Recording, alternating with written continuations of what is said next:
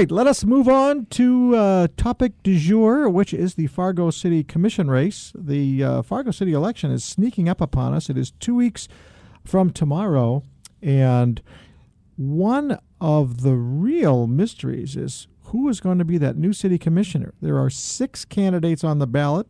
One of them is Tony Gehrig, who is in studio with us. Mr. Gehrig, good morning and welcome to 970 WDAY. Good morning, Jim. How are you doing today? I'm doing good. It's great to have you here. Before we talk issues, why don't we talk about you? Can you give us background about yourself, where you were born, where you were raised, where you went to school, what do you do for a living, that kind of thing? Sure, no problem. I was born in Moorhead. I grew up in Frontier, which is just south of Fargo here a little bit. Now it is part of Fargo. And then went to the Fargo Catholic Schools Network, so all the way from Nativity all the way up to Shanley High School, where I graduated in 2002. While still at Shanley, I joined You graduated Shanley in 2002? The last year that the real Shanley was around. You're a young guy. Yeah, 31. I like to think I'm still young at heart a little bit. Okay, I was just doing the math there. Yep. So So once we graduated, they tore it down. So we were the last graduating class from that school. But I remember that building. Yeah, it was a great building. I loved it. It had a ton of character. It did. So to make you feel better, my high school in Massachusetts, same thing. I was in the last year of a very old building, and then tore it down. So it's the only thing I don't like is whenever I get back, it's like I can just. I can't point to my school. I just point to a parking lot. Right. No, mine's an apartment building. So yeah. Yep. So while I was still at Shanley, I joined the Air National Guard and went to NDSU, graduated in 2007 with a degree in history education. And I've been working at the Guard full-time ever since graduation. So I've been in the Guard for 13 years now. My wife, Rachel, is from Minnesota, and she went to NDSU, which is where we met. And then she attended UND Law School, and now she works at All End Law Firm here in Fargo. Oh, wow. And my son, Jackson, is 2 years old, and he's my biggest supporter. And, yep. And my family, we all live and work here in Fargo. That is great. All right. So now you ran for city commission the last time around, which is interesting because I believe 4 of the 6 people on the ballot also ran the last time around. So That's right. It's like, all right, this time we know one of you is going to have to be elected, one of the 6. So there will be a new face on there. Why should people elect you? I'm a very different voice than the other candidates. I've tried to work hard to differentiate myself. It's hard in local elections sometimes to hear those differences because a lot of the candidates sound the same. So what I've been telling people is that I want to refocus on our commission on prioritization of our spending and fiscal responsibility. I'm a candidate who talks a lot about needs versus wants, and that's a central piece of my run. I believe that if we focus on the needs, we have plenty of money within our budget to fund everything that we currently need. And all we need to do is try to get away from any of these wants that we've been talking about. So some of the needs in the city of Fargo are, for example, last year the police chief asked for 5 officers. We only got 2. We need a new fire hall in South Fargo to go with our growth down in South Fargo. They call it Station 8. We need a new landfill. The current landfill will be full within the next 5 years, and that's a very expensive project to undertake. Expanded water resources. We're talking about selling water to West Fargo, which I think is a great idea. And we need to expand our facility in order to accommodate that. The sewer plant needs a new pump. The current pump, I think, was there in 1938 was when it was put in. And we need some dollars to replace that and put the old one in a museum somewhere. And of course, we have flood protection. I've been a proponent of inner-city flood protection first, and inner-city means that it covers all of the city of Fargo up to 40.8 feet, which I have thought should have been the first move going forward with the flood protection. So you can see that we have a lot of needs in city of Fargo, many of them very expensive.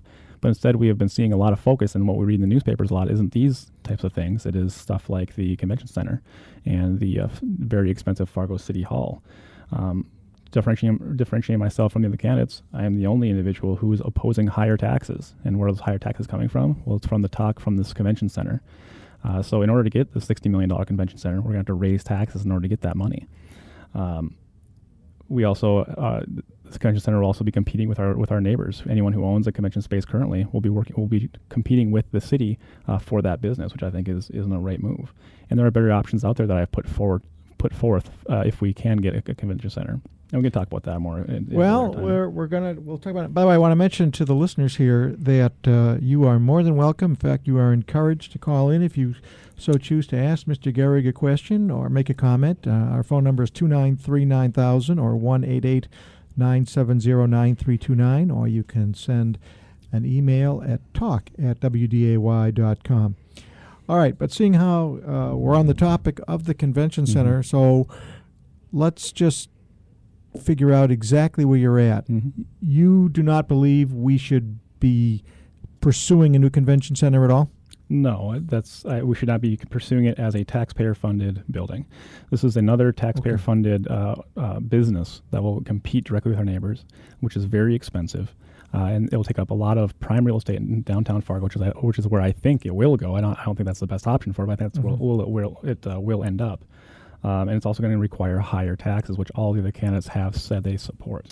Right. What they are saying, generally, as I understand it, is put the matter on the ballot and let people vote on higher taxes. And those higher taxes would likely be either an increase in the sales tax or maybe some component of a lodging tax or something like that. So you are against any kind of public vote on this to increase taxes to pay for this convention center. Either people are going to build it with their own money, or it shouldn't be built at all with the tax increase. Close. I'm not opposed to a public vote. Of course, if this issue goes to the people, they have every right to weigh in. It is their money. So I would be the only commissioner giving the reason why we shouldn't be building it. The other commissioners have said that they will. They support bringing it to a vote of the people, but they have not given any opinion on whether they should or shouldn't have it first. Now, in order to put it on the ballot, you have to have the commissioners vote to put it on the ballot. So if any of them vote yes to put it on the ballot, they should have reason for or against doing that.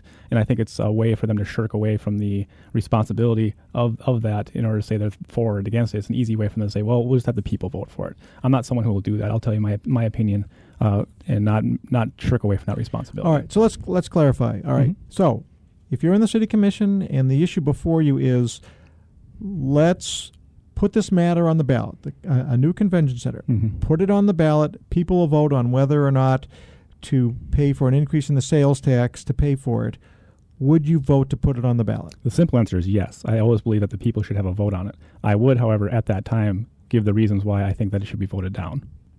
Voted down by the people? By the people. Yep. All right. And why should the people vote it down, you think?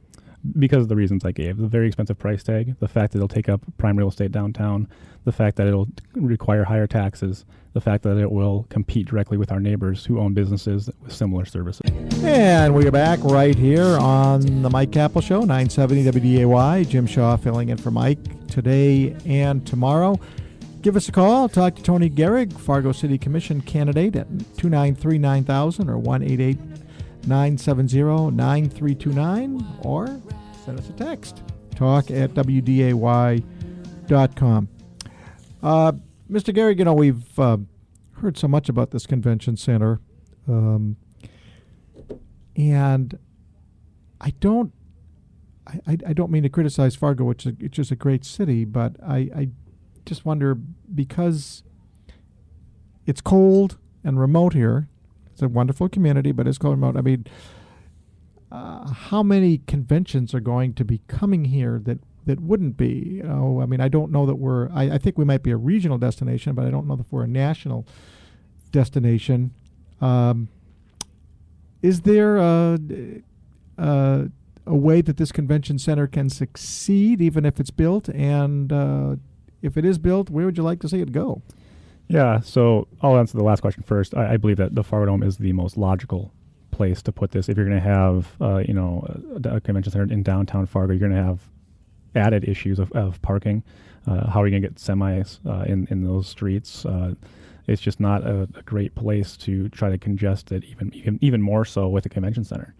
Now, to the question of will it be a success, I guess a success is in the eye of the beholder, but I agree with you in a sense that it will never make money.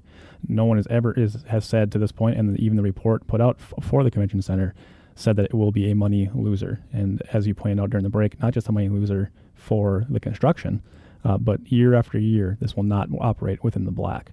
And no one is saying that it will. Yeah. It's one of those things it would be nice to have, but don't expect it to be making money. That's why I like to say needs versus wants. Is this something that Fargo wants, and would it be nice to have? And would it be a cool thing to bring people to our city? Yes, it would. Mm-hmm. But we also have to be pragmatic in the idea that somewhere this money is going to come from year after year, and that someone is the taxpayer. The better option here would be a private developer. The reason they have not done that so far is because it will not make money. The middle of the road option here that I might be able to support is a P3 option, private-public partnership, where think of Shields Arena or something like that, where the city might be able to put up some land or money for land, and a private developer takes on the burden from there. All right, while we're on our theme of building, it's pretty clear that Fargo will be building a new city hall, yet to be determined the final price tag, because the original bids came in about $3 million over projections, put us in the $30 million category. They were hoping for maybe $27 million. Your take, how much should we spend in a city hall, and where should we go from here on the process of figuring out what to do with this project? Sure. I think the history in this situation is important. A year and a half ago, I came into this studio and talked to Jay Thomas the summer of 2013, and I said this will not be an $8 to $12 million project, as they are telling us, which is where the debate started. I said there will be a much more expensive program. I said it will be at least double that, and it shows a year and a half later that I was correct in assuming that. And in fact, I underestimated at $25 million at that time. I've been the first candidate and the first individual to bring this forward into the forefront of the debate. Before that, it was a preconceived notion that we had to have a new city hall and that we were going to get it no matter what the price tag was. The price tag is not the only problem with this proposed city hall as it sits. Putting it in downtown Fargo on the river is dangerous, quite frankly. You're putting the most expensive publicly owned building, arguably, that we've built in some time, right in the floodplain. Also, you are taking away a lot of valuable land in downtown Fargo that could be better utilized by the private sector to grow our economy, create jobs, and create a new focal point for downtown Fargo. Imagine the bar owners, the entertainment venues, and so on that would jump at the opportunity to develop overlooking the river. Now, obviously from a safe and legal distance, which brings up the other point that the City Commission outlawed such development a couple of years ago. They said you can't develop within the floodplain. The first option that they put up for the new city hall is right where they said nobody else can build. In true do as I say, not as I do fashion. There are better options out there that I have put forward. So I'm not just a naysayer saying that you can't have nice things. I'm saying we can have nice things in a responsible way. If you move this city hall and have the exact same building near, say, Holiday Inn in South Fargo by the new Sky Zone, it would be the same. It would be half the price with the same building, because all the flood things that we need to have in place for it wouldn't have to be there. I offered the idea of building within the skyscraper, renting out a number of floors in the proposed skyscraper in downtown Fargo. It would still be a focal point. It'd be the first skyscraper in Fargo. It would still be a beautiful building. It would still be a functional building. At the end of the day, we are building a functional city hall that, yes, it can look nice, but first and foremost, it just needs to be the right building for our city employees. It's not a museum, is what I'm saying. Yeah. All right. So would you start all over? I mean, because everybody else seems to kind of be married to the downtown idea. Would you say let's just go back to square one, or how do we get it to another location? We need to re-explore for sure. This is not a done deal by any means. So we need to explore these options now. Others have said, well, bring this vote to the people. If we need to bring this vote to the people, then what are you paying us for? This can easily be a $12 to $15 million project. It can easily be a beautiful building if we can explore other areas for it. Now, if it is downtown, it still needs to be moved from its current location. It can be moved within its own footprint currently and not be within the floodplain. Do you think it could be done for $12 to $15 million, which is about half what they're... Yes, if not in downtown on the riverfront. Yep. Absolutely. Right. And would it still meet the city's needs? Absolutely. I mean, you want to build a building that you're not going to need to replace in another 20, 30 years. Yep, and that's a very fair point. Now, the original building, when they were giving out that number a year and a half ago, was 45,000 square foot. Now they're talking about nearly 100,000 or more square foot. Is that the space we need? Is it being used efficiently? The current city hall has atriums and vaulted ceilings, and the commission room is quadrupling in size. Are these necessary things that we need? Now, office space, obviously, make that more than we need, in fact. But having grandiose and lavish, over the top, areas like the city hall the commission room that's quadruple the size that it currently is, I don't think that's necessary. All right. And just to clarify, you do believe or do not believe this should go to a vote of the people? No, this is something that can be handled by the Right. commissioners. I mean, a $15 million project, these are things that we vote on a regular basis. So, you pay us for a reason, and we can make this decision responsibly. Now, people haven't talked about this much. I don't know that I've asked anybody else this, but I did write about this a little while ago. What about security in there? There was a recent shooting at a city hall in Minnesota. There have been other government buildings around the country, actually also in Canada, where people have come in. Should we put in some kind of metal detector before you can go to a city commission meeting, or is that not necessary? I'm not quite sure it's necessary. I don't think it's a terrible idea by any means. I'd have to look at what the proposal would be. Would it be just in the commission room? Would it be at the front of the building where everyone has to go through it? I'm not quite sure. I think there's other options out there. We do have currently police officers that come to the commission meetings. So things like that. It's a good question. I really haven't considered it very much, I guess. All right. If you were elected, do you have an idea how long you'd like to serve? I'd do the 3 terms and I'd be done. I think that the city commission, especially at the local level, you should be a person who lives and works within the community, serve your time, and then move on. You shouldn't be a forever politician. Now, I think that you and I disagree at that point to some extent, but I do see the value in bringing new ideas in. We have some individuals who have been serving for far too long, I think, and those ideas that they come with have become stagnant. Bringing in different people from different generations with different backgrounds is a plus in my opinion.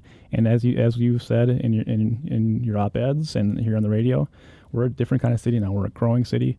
There's different ideals out there, and I think that those are valuable to hear. Are you doing anything different this time around as opposed to the last time when you ran? I realized last time you ran, you were going against some pretty well-known people. Tough to win because Tim Mahoney was running for city commission then. Yep. And Dave Pepcorn ended up winning, and he had been a city commissioner. Now, whoever gets elected, it's going to be a brand new city commissioner who's never served. Are you doing anything different, or it's the same person, just hopefully a less competitive field? No, I have done something different. I've tried to not only say the things that I'm against, but I've tried to give solutions for those things, and I think it's important. No one wants someone who's running on a negative ticket or a negative idea. They want to hear what you're for, as well as what you would do differently. So that's what I've been trying to do. I've also been trying to reach out to businesses for larger signs. I hadn't done that before. So now we have a dozen large signs in the city of Fargo. Those people offered those spaces, which was awesome. We've had a great outpouring of support. Like I was telling you on the break, we got all our yard signs out. We have about 5 left, which is outstanding. So reaching out a little bit more, trying to get the positive message out there, and I think it's working. People have responded very well. Tony Gehrig is our guest, candidate for Fargo City Commission. We'll be back with him. What music is this exactly? I was about to say, I really like it there, Jim. That's a good choice. I don't know this piece. What This are is we Nirvana. This is Nirvana. Yeah. Okay, all right. Goes to show you how in tune I am with Nirvana. But I'm sure there are many people right now thinking, what a dunce that Jim is for not recognizing this classic Nirvana song. All right, Jim Shaw here, filling in for Mike Capel till 11 a.m. right here on 970 WDAY. And we are with Tony Gehrig, candidate for Fargo City Commission. He'll be here till 10, and then Mara Brust will be here 10 to 10:30. Let's go to the phone lines. Barbara, you've been waiting patiently. Good morning, Barbara. Thanks for calling. You're on the air with Tony Gehrig. Hi. Well, I'm so glad I tuned in. This guy is such a breath of fresh air. It's crazy. Too bad cities can't clone him and just fill their commissions and their councils with people who think exactly like him. If he gets his message out there, he can hear you. Of everything that he's just told you, his opinions on, I can't see him losing. So anyway, but one question that I do have, and that is, I've heard so much about this new City Hall building. I'm sure it's been told, but I'm sure I missed it. why do they need a new building? And my first thought, and every thought that I've had since when it's mentioned, is why don't they build up? And finally, this guy says that. So thank you, Tony, for saying build up, because, and that's true, they could make this into the Fargo Trump Tower, kind of, sort of. I mean, not with all the fancy gold and all that, but they could build it up. They could make it really nice. It could be Fargo's first skyscraper. And building up will save space. It will save land. I think it would cost less, and I think it should stay where it is. It's been there since, I think, the beginning, hasn't it? And I think it's a good location if they build up. Well, Why? and I'm going to Tony can answer, but it's his point is it's cheaper if you build at another location than it is near the river. But why don't we let Tony respond to the points you're making here about the new city hall? Well, Barbara, first, thanks for the kind words at the beginning there. And it only works if everyone votes on the 28th. So make sure you grab your friends out there and help get us in the office here. To your points about building up and all that kind of thing, yes, I would like to see City Hall be utilized in a different way. In fact, I've also put forth the idea of being a renter instead of an owner in downtown Fargo. If people wanted to stay downtown, there are those options. We are utilizing our buildings now for only 50 years. You know, my first home was built before the City Hall was, and it was still a fine building. It will be utilized for decades in the future. If our buildings can't last that long, then maybe we should consider being renters instead of owners. So there are tons of options out there, and the point is whether you agree or disagree with my options, the options need to be discussed in an open forum, and the voters need to be aware of what those options are. Yeah, I agree. But can you guys tell me, why do they need a new building? Is it crumbling? Is the infrastructure? What's the problem? The biggest issue they cited was the growth in our city and the number of employees. And I have spoken with every single department within the city of Fargo, and I have seen their living conditions. Many of them are very cramped. More space is certainly necessary. Now, the question is, how do you respond to that? One of my earlier options before, right now there is going to be a new city hall. That's the direction the city is going. I had my say on the other end of that. But my first inclination when this came out was, why can't we have satellite buildings around the city of Fargo? Does everyone need to be under the same roof? Or if you want to see the assessors, you go one place, and the engineers, you go another. I think that would have saved us a lot of money. And I think, again, we could have been renters instead of owners, and that would have saved a lot of money in the long run, too. All right. Well, thank you, Barbara. I want to go to somebody who sent us an email. Tony, would you please comment on two of the recent administrators who were let go by the city of Fargo, it being the library director and the chief of police? Both were given, in my opinion, a golden parachute for failure. The library director was given a 2-year salary with letter of recommendation, and the chief of police was given approximately 8 months of salary, both for failure. Most of the commission have said that the former police chief did nothing wrong. Why then buy out his salary and, in a sense, terminate him? Yeah, we've tackled this in a couple of debates as well. Speaking directly about Chief Turnus, there was either a breakdown in communication between the civilian oversight, which is the commissioners, and the police department, or there was a willful ignorance of the situation that was happening. I don't know which one is worse, and I don't know which one is actually the true case because, I wasn't there when that was all happening. I've told the people, the voters, that I will be much more hands-on with the department that I am put in charge of, or the departments that I put in charge of. There is, however, a difference between micromanaging and responsible civilian oversight. So I believe that the communication has to be much better. There has to be more honest evaluations, and that's the problem in the Turnus situation. He was getting good reviews by the commissioners and by the oversight, and then it turns out that there was an issue of some kind, obviously, within the police department. So in order to dismiss someone who has a good record, he could then turn around and sue the city. So what the city did was they gave him a way out with a resolution that would not result in that. So that's what happened there. Do you agree with the decisions, both with Police Chief Turnus and the library director, the way they were given their basically extra pay, termination pay, if you will? In the case of Chief Turnus, I don't see another option that could have happened since he was given positive reviews. I think a dismissal once given those positive reviews might have resulted in a worst case scenario for Fargo. I am not fully aware of all the circumstances that came with the library director, and I will look into that further. All right, let's go back to the phone lines. Let's go to Stephen. Thanks so much for calling, and You're on the air with Fargo City Commission candidate Tony Gehrig. Go ahead, Stephen.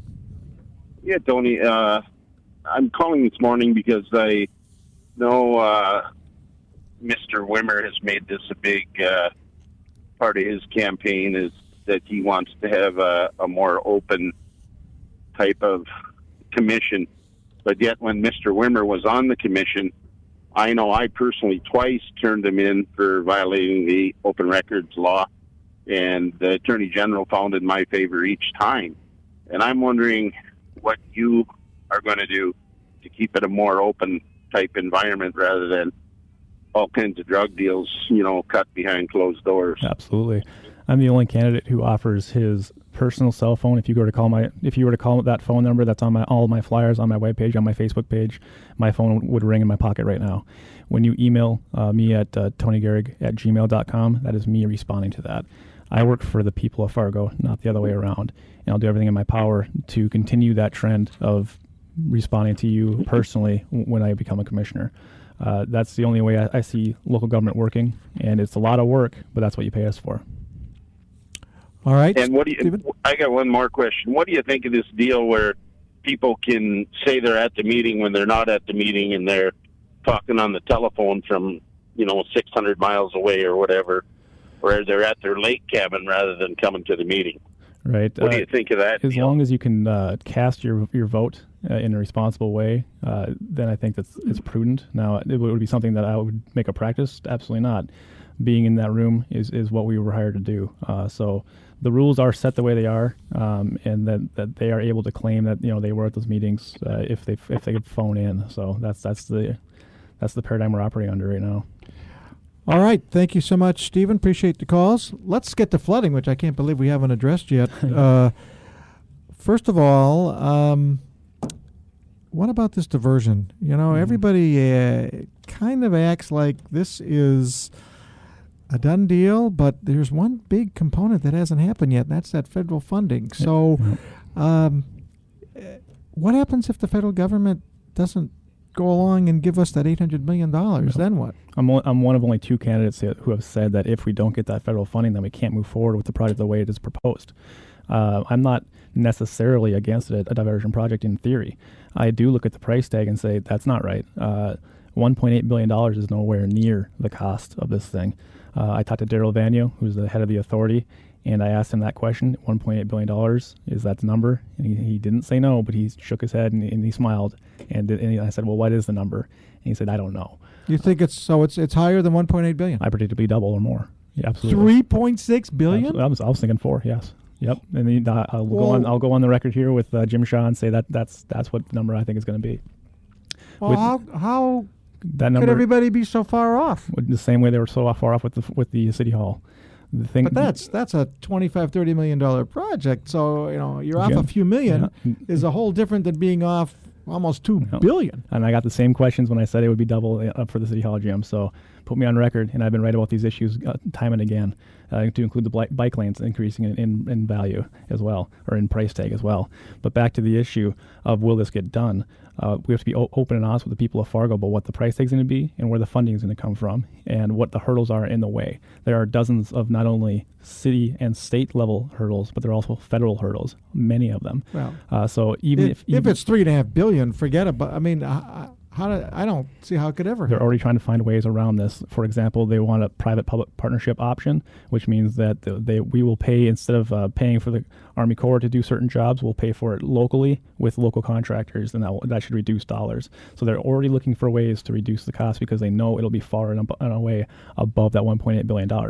Am I opposed to reducing the cost? No, I'm not. We need to have an honest conversation about why we're doing these things. Number two is in 2012, I warned people, Jim, about the second flood tax that they wanted to pass. And I told people this is not a flood tax. They will not use this money for flood protection. There were 13 different things they could spend money on in that one bill. And they kept on saying, and in fact, on the ballot, it said flood protection. And that was absolutely not the case. It's not being used for the city projects to build up the levees and the dikes? If you look right now, it says on the Fargo webpage, there's only one flood tax, and there's two infrastructure taxes. So yes, that money could be used for that. But it is my contention that they're using it for other projects. That's where you're seeing this expensive city hall coming in, convention center, and things like that. New bike lanes. They want $20 million now for bike lanes all over the city of Fargo. That's unheard of. So the open and honest conversation about what the diversion is going to cost, they are spending the money unwisely as it is, and now they've come back and said we're going to assess the properties. I got personally an $8,500 assessment on my home for this. They're saying we're not going to take the money unless the sales taxes aren't enough. Well, in my opinion, they know it's not going to be enough because they're not using it wisely, and they are going to assess that to the people of Fargo. And I'm one of the only people who voted no personally against that.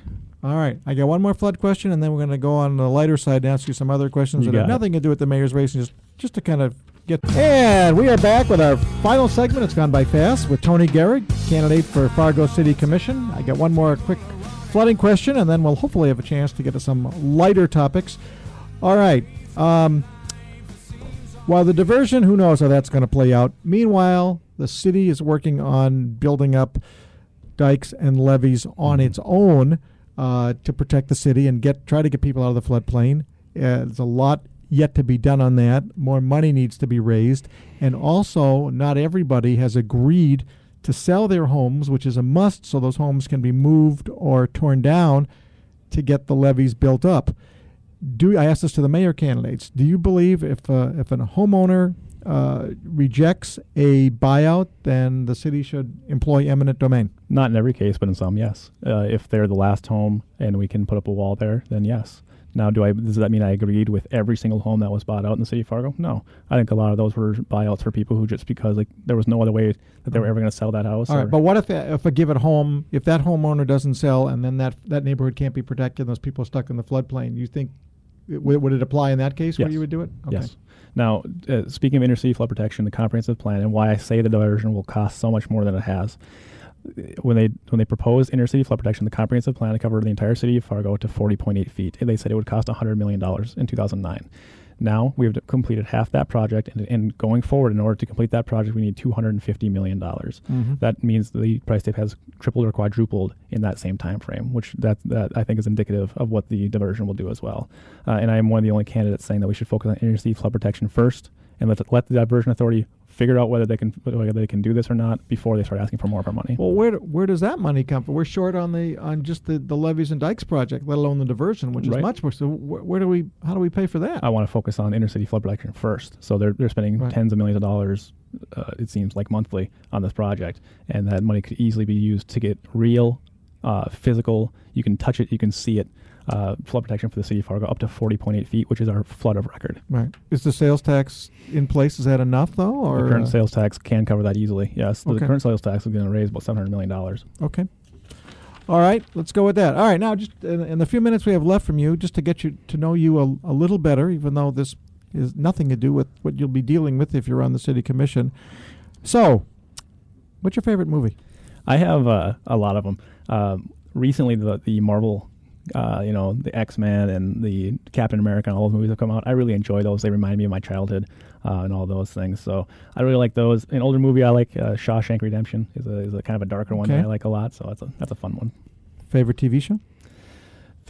Recently I've been watching a lot of Impractical Jokers, and if people haven't seen that, it's four childhood friends that kind of mess with each other a lot on TV there. So I think that's kind of funny. What channel is that on? It's on True TV, I think. On cable. All right, I don't get True TV, but you like that one. Yeah, okay. Pretty funny. Any classic TV show you like? I realize you're still a young whippersnapper. When I was a kid, I watched Gilligan's Island, and I had no idea when I was a kid that was an old TV show.